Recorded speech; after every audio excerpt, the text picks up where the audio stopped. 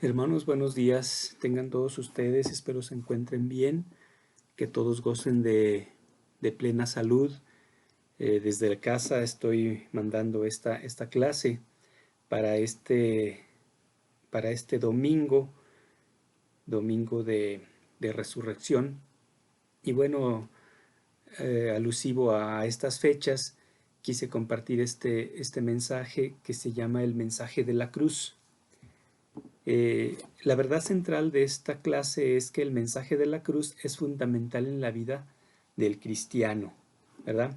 Vamos a hacer una oración antes de comenzar. Yo les pido que ahí en su casa cierre sus ojos y me acompañen en esta oración. Padre bueno, en esta mañana te doy muchas gracias por la vida que nos das, por poder recordar tu muerte y tu resurrección. Gracias, Padre, porque podemos meditar en tu palabra, podemos estudiarla, podemos meditar en ella. Y en esta mañana, Señor, queremos poner en tus manos esta porción, esta clase que se llama el mensaje de la cruz. Y que mi Dios, yo te pido por cada uno de los oyentes que puedan entender todos y cada uno lo que tú quieres para nuestra vida. En nombre de Jesús. Amén. Amén. ¿Cómo se sienten en casa, hermanos? Espero no estén aburridos, espero no estén ansiosos. Esperemos que pronto pase toda esta ola de enfermedad, esta pandemia, y que todos podamos salir a la calle, a la iglesia, a hacer nuestra vida como era antes. Ese es el deseo que todos tenemos, así que hay que sacrificarnos un poquito más para seguir en casa y poder disfrutar ya cuando todo esto haya pasado. Bien, hermanos, el mensaje de la cruz. Todo esto tiene que ver mucho con la entrada triunfante de Jesús a Jerusalén. ¿Recuerdan cómo el pueblo ovacionaba a Jesús en aquel día cuando entraba en aquel pollino y la gente tendía sus mantos, sus palmas, y era toda una fiesta, ¿verdad? Todo tenía que ver con, también con el deseo que tenía el pueblo de ser liberado del pueblo romano. Recuerdan que Roma era el que gobernaba, el imperio romano gobernaba en ese tiempo esta parte de Israel. Y, y bueno, el pueblo esclavizado, el pueblo judío, pues estaba sujeto a los romanos, entonces ellos esperaban una liberación de parte de algún poderoso. Y entonces ellos esperaban y tenían la esperanza de ser liberados a su manera por medio de Jesús. Sin embargo, eh, pocos días, ese mismo Jesús en el que estaban poniendo toda su esperanza, pues iba a ser crucificado, ¿verdad? Iba a ser muerto en un madero, colgado en un madero, clavado ahí en las tablas, y pareciera como que esto ya no era tan representativo para el pueblo judío, sino que era como si fuera un símbolo de derrota, de algo que ellos no esperaban. Pero bueno, todo era parte de un plan de Dios, todo era parte del plan perfecto que Dios tenía para salvar a la humanidad. No era una liberación como el pueblo esperaba, no era derrocar al imperio romano, sino era derrocar a la muerte, como dijimos el domingo pasado, y también derrotar al pecado. ¿Sí? Entonces, hermanos, eh, recordemos, hace tiempo les compartía en una predicación que la cruz tiene un significado. Y para muchos la cruz puede simbolizar diferentes cosas, ¿verdad? Pero en los tiempos de Jesús, en los tiempos de Jesús, la cruz era una herramienta, era algo que se utilizaba, era un instrumento para dar muerte a los criminales y aquellos hombres que fueran encontrados culpables eran crucificados, eran clavados en una cruz, en un madero.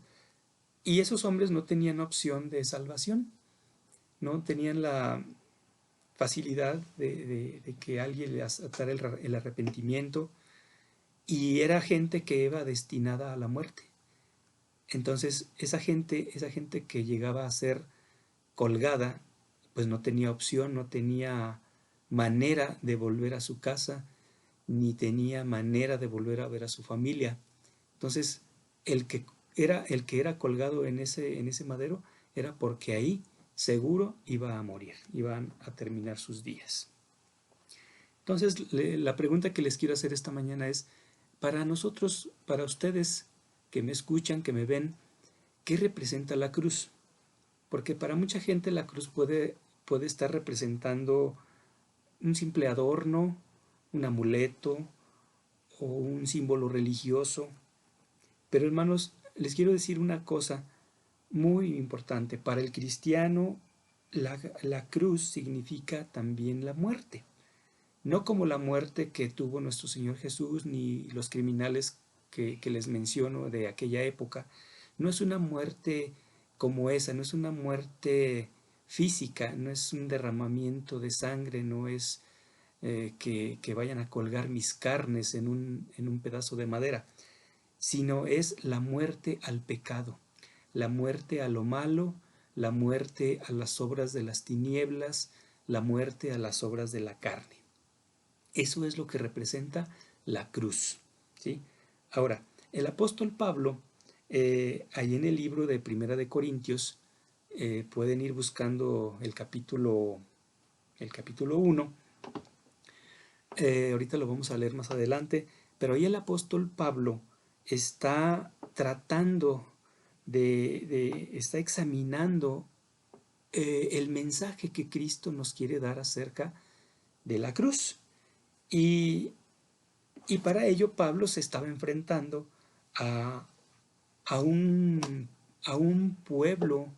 Corinto era una ciudad griega, a una ciudad en donde la fe no era tan importante, más bien había una corriente que era, la llamaban el gnosticismo, donde se conformaba por grandes filósofos, sabios, escribas, maestros, y ellos creían que por el conocimiento que se adquiría podían alcanzar la salvación.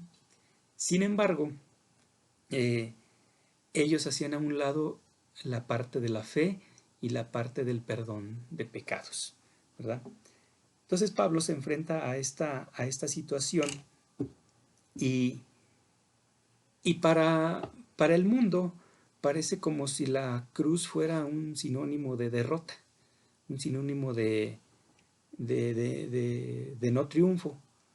Pero Cristo, Jesús, muere en un madero y ahí vemos que la obra de Dios fue perfecta para salvar a la humanidad por medio de la muerte en la cruz.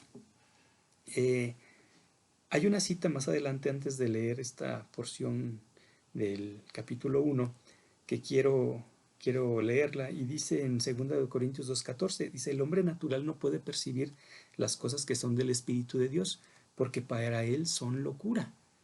Entonces aquí podemos entender que por eso el mundo no entiende el mensaje de la cruz como un triunfo, sino como una derrota. Y así pensaban también los griegos, así pensaban aquellos filósofos que vivían en Corinto. ¿Sí? Aquí Pablo más bien se refiere, en el capítulo 1, se refiere a aquellos que se burlan de Cristo, que se burlan del mensaje de Cristo, pero quiero que busquen su cita. Es Primera de Corintios capítulo 1 y quiero que podamos leer del 18 al 25. Yo lo voy a hacer en mi Biblia, en la versión Dios habla hoy, porque como que me quedó muy claro, me quedó muy transparente cómo en esta versión se explica esta parte que Pablo escribe. Dice el versículo 18, síganme todos con su vista. El mensaje el mensaje de la muerte de Cristo en la cruz parece una tontería a los que van a la destrucción, pero en este mensaje es poder de Dios para los que vamos a la salvación. Como dice la Escritura, destruiré la sabiduría de los sabios y desecharé el entendimiento de los entendidos. ¿En qué paró el sabio y el maestro y el que sabe discutir sobre cosas de este mundo? Dios ha convertido en tontería la sabiduría de este mundo. Dios, en su sabiduría, dispuso que los que son del mundo no le conocieran por medio de la sabiduría humana. Antes bien, prefirió salvar por medio de su mensaje a los que confían en él, aunque este mensaje parezca una tontería. Los judíos quieren ver señales milagrosas y los griegos buscan sabiduría, pero nosotros anunciamos un Mesías crucificado. Esto les resulta ofensivo a los judíos y a los no judíos les parece una tontería, pero para los que Dios ha llamado, sean judíos o griegos, este Mesías es el poder y la sabiduría de Dios. Pues lo que en Dios puede parecer una tontería es mucho más sabio que toda sabiduría humana, y lo que en Dios puede parecer debilidad es más fuerte que toda fuerza humana. Siento que en estas palabras queda más entendible que en la versión Reina Valera.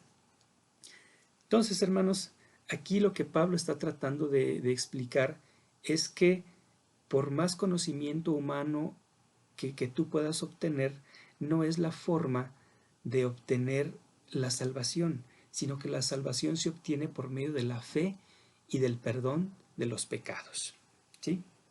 Del perdón de los pecados. Y la fe es muy importante porque en ella debemos ejercitar nuestra vida.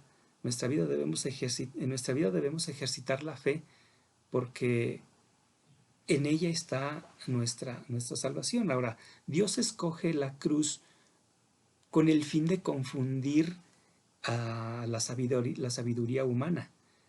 Miren, voy a volver a leer los versículos 21, 23 y 24. Dice el 21, Dios en su sabiduría dispuso que los que son del mundo no le conocieran por medio de la sabiduría humana. Me voy a ir hasta el 23. Dice, pero nosotros anunciamos a un Mesías crucificado. Esto le resultaba ofensivo a los judíos y a los no judíos les parece una tontería. Pero para los que Dios ha llamado, sean judíos o griegos, este Mesías es el poder y la sabiduría de Dios. Pues lo que en Dios puede parecer una tontería es mucho más sabio que toda sabiduría humana, y lo que en Dios puede parecer debilidad es más fuerte que toda sabiduría humana. Entonces, queda claro, hermanos, que por más conocimiento que yo tenga, nunca podré obtener la salvación si mi fe no está puesta en Cristo, si mi fe no está puesta en el Señor. Un mártir crucificado como que no cabría en el molde de aquellos filósofos griegos que vivían en Corinto. Era algo impensable, algo que no era aceptable en sus mentes. Y hoy en día, hermanos, también podemos ver que con frecuencia, con mucha frecuencia, la gente sigue viendo como necios los caminos de Dios, cuando nosotros los cristianos, los que hemos creído en Dios, que estamos cerca de Dios, que buscamos a Dios, creemos que sus caminos son perfectos. Es como cuando te piden perdonar 70 veces 7. Esto es impensable para el hombre natural o para el hombre que no ha sido ejercitado en la fe. O pon tu mejilla cuando te den una cachetada y pon la otra. Esto también puede ser como que algo ilógico. Pero Dios traza de esta manera sus caminos para confundir a los entendidos y a los que se creen sabios en su propio conocimiento. Pero, hermanos, los caminos de Dios siempre serán perfectos, siempre serán buenos, siempre serán la mejor opción. Ya para terminar, quiero leerles lo que dice Santiago capítulo 3, del versículo 13 al versículo 18. En la misma versión Dios habla hoy. Dice, si entre ustedes hay alguno sabio y entendido, que lo demuestre con su buena conducta, con la humildad que su sabiduría le da.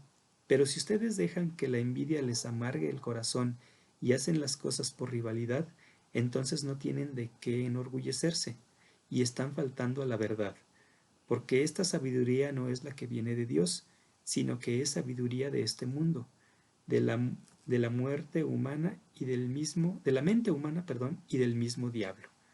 Donde hay envidias y rivalidades hay también desorden y toda clase de maldad, pero los que tienen la sabiduría que viene de Dios lleven ante todo una vida pura y además son pacíficos, bondadosos y dóciles.